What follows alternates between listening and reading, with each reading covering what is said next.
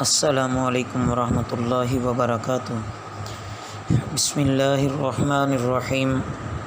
عزیز طلباء، تفسیر کے آج کے سبق میں ہم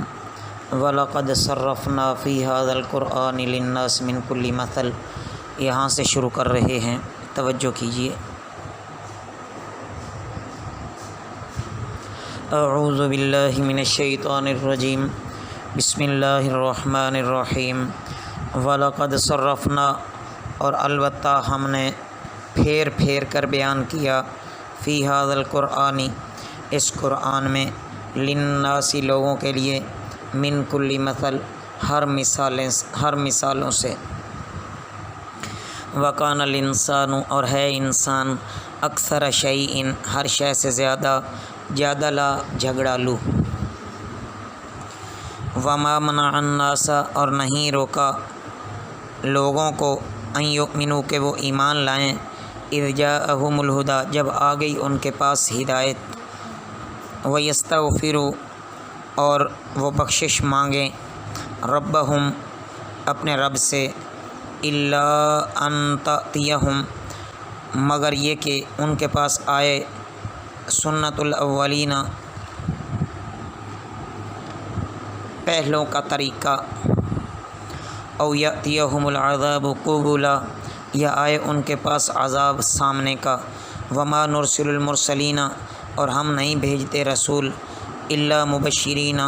مگر خوشخبری دینے والے، ومنذرین، اور ڈر سنانے والے، ویجادل الذین کفروا، اور جھگڑا کرتے ہیں وہ جنہوں نے کفر کیا، بالباطل، ناحق، لیدحضوا، تاکہ وہ پھسلا دیں، بہ الحق، اس سے حق، واتخذوا، اور انہوں نے بنایا، آیاتی، میری آیات، وما انذروا ہزوا، اور وما انذروا، اور جس سے وہ ڈرائے گئے، ہزوا، مذاق۔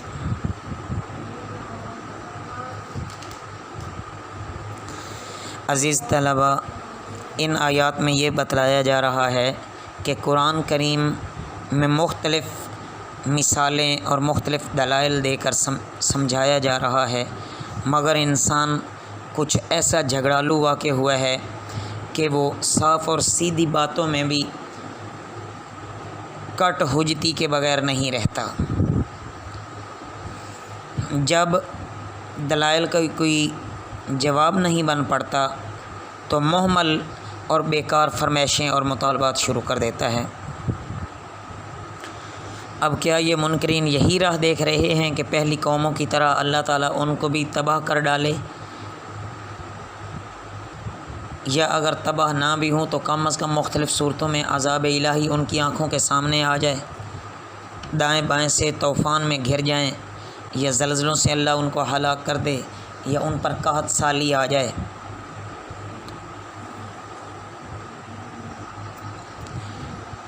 اللہ کے رسول کا کام یہ ہے کہ انسان کو اچھے برے راستے کا بتا دے، اللہ کے احکام ان کے سامنے پیش کر دے، جس میں بتا دیا گیا ہے کہ برے کاموں کی سزا جہنم ہے اور اچھے کاموں کی جزا جنت ہے۔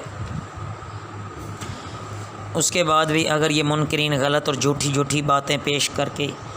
اپنے آپ کو جھگڑالو ثابت کر رہے ہیں، اور وہ کلام اللہ سے استہزاء اور مذاق کرتے ہیں، جس عذاب سے ڈرایا جاتا ہے اس کی ہنسی اڑاتے ہیں، در حقیقت یہ قرآن کو حق ماننے سے انکار کرتے ہیں، اس کے حلال کو حلال نہیں جانتے، اس کے حرام کو حرام نہیں جانتے، اس کے احکام کی خلاف ورزی کرتے ہیں، اللہ کی عظیم الشان نعمت کی ناقدری کرتے ہیں۔ تو یہ جرم کس درجے تک ان منکرین کے جو پہلے منکر گزرے ہیں ان کے جرموں سے یہ کس قدر ہلکا ہے، اگر اللہ چاہیں تو ان کو بھی اسی طرح عذاب دے دیں۔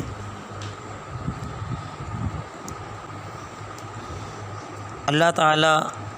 ہمیں دین کی صحیح سمجھ عطا فرمائیں اور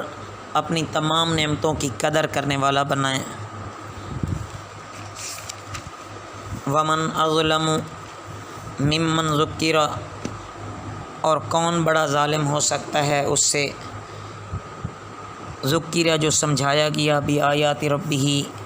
اپنے رب کی آیتوں سے، فاعرض عنہا تو اس نے منہ پھیر لیا اس سے، ونسیہ اور وہ بھول گیا، ما قدمت جو آگے بھیجا، یداہ اس کے دونوں ہاتھوں نے، انا جعلنا بے شک ہم نے ڈال دیے، علی قلوبہم ان کے دلوں پر، اکنتاً پردے، ان یفقہوہ کہ وہ اسے سمجھ سکیں، وفی آذانہم اور ان کے کانوں میں، وقرن ڈانٹ ہے، وَإِن تَدْعُوهُمْ اور اگر تم انہیں بلاؤ، إِلَى الْهُدَى ہدایت کی طرف، فَلَن يَهْتَدُوا تو وہ ہرگز ہدایت نہیں پائیں گے، اِذًا ابدا کبھی بھی، وَرَبُّكَ الْغَفُورُ اور تمہارا رب بخشنے والا، ذو الرحمہ رحمت والا ہے، لَوْ يُؤَاخِذُهُمْ اور اگر ان کا مواخذہ کرے، بما کسبوا اس پر جو انہوں نے کیا، لَعَجَّلَ لَهُمُ الْعَذَابُ تو وہ جلد بھیج دے ان کے لیے عذاب، بل لہم بلکہ ان کے لیے، موعد لن یجدوا ایک وقت مقررہ ہے وہ ہرگز نہ پائیں گے، من دونہ اس کے علاوہ،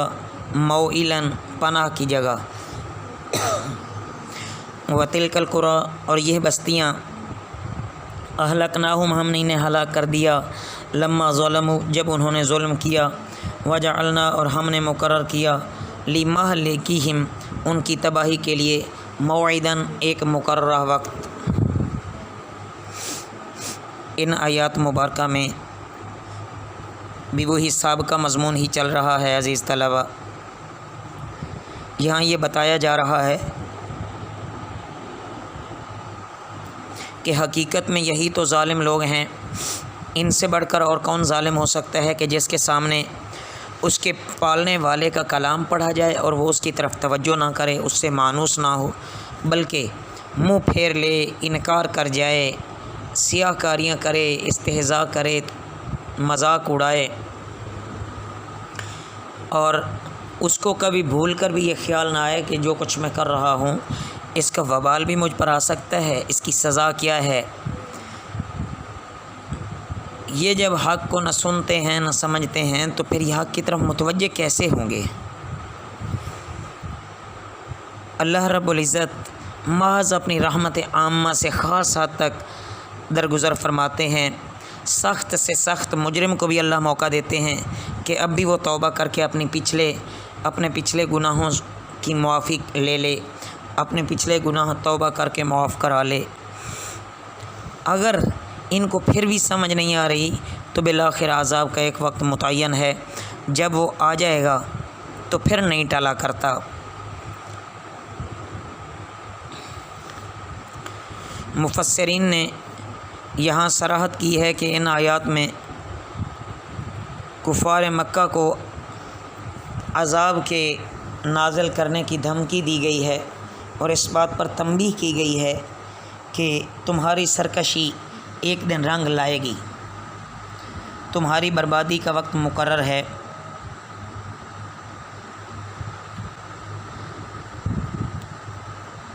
اگر اللہ کی طرف سے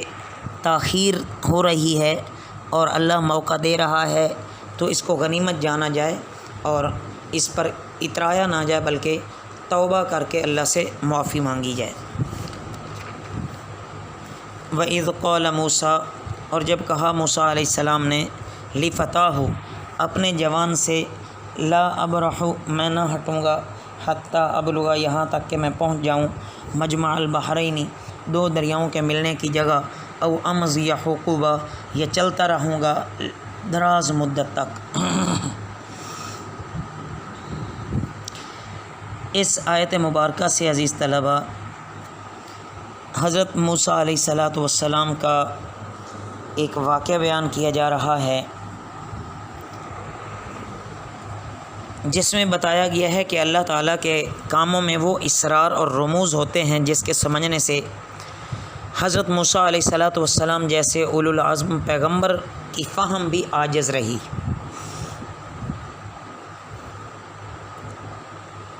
ایک مرتبہ حضرت موسیٰ علیہ السلام اپنی قوم کو نہایت مؤثر نصیحتیں فرما رہے تھے، کسی نے پوچھا کہ اس وقت آدمیوں میں سب سے بڑا عالم کون ہے، سب سے بڑا عالم کون ہے؟ جواب میں حضرت موسیٰ علیہ السلام کے منہ سے نکلا کہ سب سے زیادہ علم والا میں ہوں۔ یہ جواب واقع میں صحیح بھی تھا، لیکن موسیٰ علیہ السلام اپنے وقت کے اولو العزم پیغمبر تھے۔ ظاہر ہے کہ ان کے زمانے میں علوم شرعیہ کا علم ان سے زیادہ کس کو ہو سکتا تھا، لیکن اللہ تعالیٰ کو یہ الفاظ ان کے پسند نہ آئے، تو ارشاد الہی ہوا کہ ہمارا ایک بندہ مجمع البحرین میں بعض امور میں تم سے بھی زیادہ علم رکھتا ہے۔ موسیٰ علیہ السلام نے درخواست کی کہ مجھے ان کا پورا پتہ اور نشان بتایا جائے تاکہ میں وہاں جا کر کچھ علمی استفادہ کروں۔ حکم ہوا کہ ایک مچھلی تل کر ساتھ رکھو، اس بندے کی تلاش میں نکلو، جہاں وہ مچھلی گم ہو جائے اور تم سے جدا ہو جائے وہ مچھلی،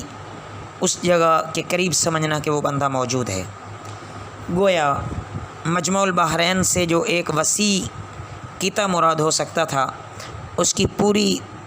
تعیین کے لیے یہ علامت مقرر فرما دی۔ اسی ہدایت کے مطابق ایک نمکین تلی ہوئی مچھلی توشہ دان میں رکھ کر اپنے خاص خادم حضرت یوشع کو اپنے ساتھ لیا اور ان کو بتایا کہ مجمع البحرین پر جانا ہے، جب تک وہاں نہ پہنچ جاؤں سفر ختم نہیں کروں گا، چاہے وہاں پہنچنے میں کتنی ہی مدت لگ جائے۔ ضروری باتوں سے اپنے رفیق کو، اپنے خادم کو باخبر کر دیا اور سفر شروع ہو گیا۔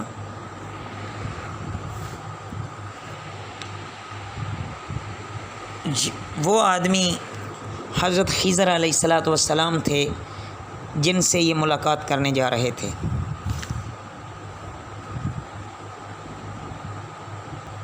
حضرت خضر علیہ السلام کو اللہ نے ایسے علوم عطا فرمائے کہ اس قسم کے علوم میں حضرت خضر علیہ السلام موسیٰ علیہ السلام سے بڑھ کر تھے، مگر عند اللہ فضلیت اور تقرب کا دار و مدار علوم ہدایت اور علوم شریعت پر ہے، اس لیے ان علوم میں موسیٰ علیہ السلام اپنے وقت میں بے شک سب سے اعلیٰ اور افضل تھے۔ یہ جو دو دریاؤں کے ملنے کی جگہ ہے،